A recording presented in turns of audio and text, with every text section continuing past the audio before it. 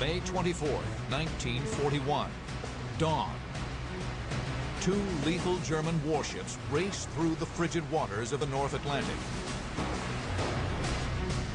The heavy cruiser Prinz Eugen leads the formation.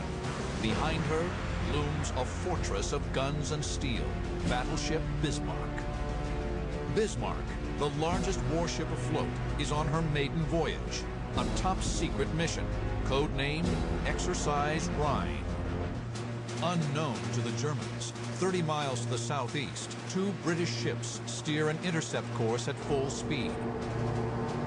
The battleship Prince of Wales and the pride of the British Navy, HMS Hood. Admiral Lancelot Holland commands the operation from Hood. Ted Briggs is an 18-year-old signalman. Hood's reputation was fantastic. She was the be-all and end-all as far as we were concerned. Without a doubt, she was the most famous warship of any kind, of any country. Hood is the embodiment of British sea power. At 5:37 a.m., 14 miles from the Germans, Hood shoots first. The shells land off Prince Eugen's starboard bow.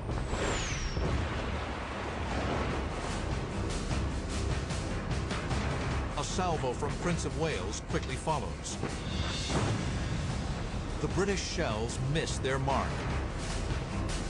British armor-piercing shells plunge into the sea. Huge columns of water erupt around the German ships, but Admiral Lutyens holds his fire.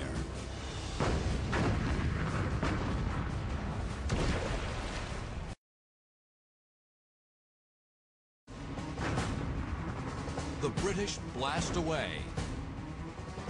Shells scream over the German ships at almost 2,000 miles per hour. But Lutyens still refuses to return fire. Finally, a frustrated Captain Lindemann steps in and says, "I will not have my ship shot out from under my ass." Bismarck opens fire.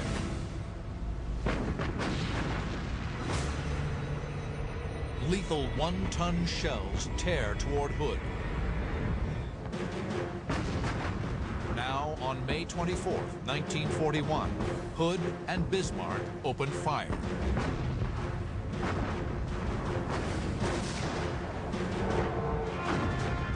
Bismarck's first salvo barely misses, exploding just off Hood's starboard bow. Bismarck fires again. The German gunners zero in with deadly efficiency.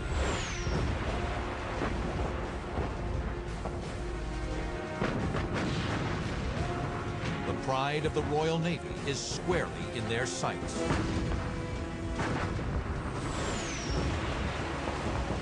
May 24th, 1941. The most powerful warship afloat, the German battleship Bismarck and heavy cruiser Prinz Eugen, exchange fire with the pride of the British Navy, HMS Hood and Prince of Wales. Just 4 minutes into the battle, the Germans draw first blood. A shell rips through Hood's ammunition locker, exploding 4-inch anti-aircraft shells. A hurricane of shrapnel cuts down the men on the deck. From the compass platform, the highest point of Hood's bridge, Ted Briggs witnesses the carnage. That hit penetrated at the base of the mainmast, and it caused a fire around the 4-inch ready-use lockers, which was creating one hell of a mess and killed quite a lot of people. Another shell strikes Hood close to her main tower. The situation is desperate. At 8 miles, Admiral Holland orders a hard turn to port to bring her full broadside to bear. Bismarck fires her 8 15-inch guns. The rangefinders locked on Hood.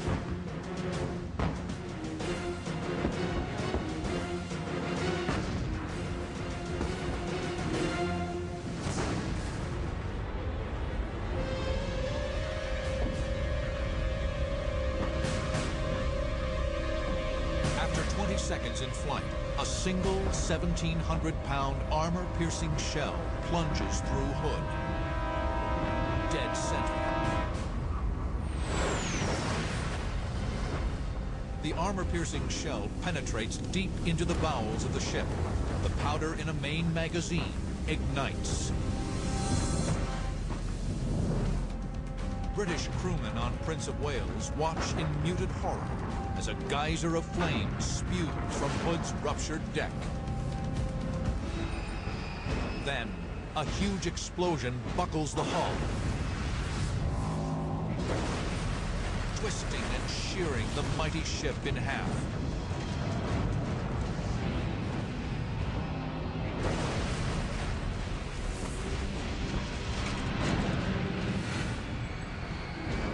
The bow lifts vertically into the air as her midsection sinks. She'd gone about 30 degrees, 30, 40 degrees, I suppose. We realized that she just wasn't coming back. There was no order given to abandon ship. It wasn't necessary. Ted Briggs and the men on the compass platform struggled to escape. The flag lieutenant was just in front of me. The squadron navigating officer, Commander Warren, stood to one side to let me go through. He just went like that. Can't forget that. Across the water, the Germans look on at their stricken adversary. As Hood slides beneath the waves, her forward turret fires a final defiant salvo before slipping into darkness.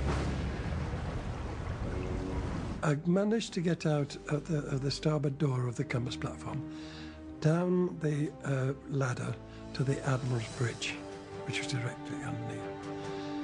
And it was about halfway down that ladder when I became level with the water. And it was dragging me down. Briggs is pulled deeper and deeper by the sinking ship. I honestly thought I'd had it. It was then that I suddenly seemed to shoot to the surface. I came up and looked around, and there was the ship. About 50 yards away, like that.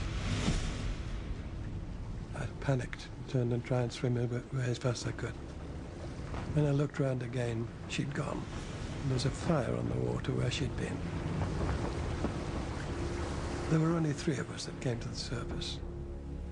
Of the other 1,418 were lost.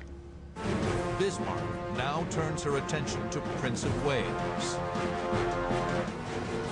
Prince of Wales wields plenty of firepower, 10 14-inch guns, but 8 of her guns are housed in complex new quadruple turrets that are untested and malfunctioning. Prince of Wales Captain John Leach orders a hard turn to starboard to avoid Hood's wreckage. Bismarck and Prince Eugen train her guns on the lone British ship. The German strategy is simple: put shells on the target. Bismarck and Prince Eugen rapid fire their main and secondary armament. But the withering German assault is too much for the battered battleship. She suffers 7 devastating hits. 14 men are dead, and her guns are jammed. After firing 23 salvos, Prince of Wales makes smoke and retreats to the southeast. Admiral Lutyens, aboard Bismarck, chooses not to follow. She's suffered 3 damaging hits from Prince of Wales. 2,000 tons of seawater flood her forward compartments, and her fuel tanks are ruptured. She's hemorrhaging precious oil.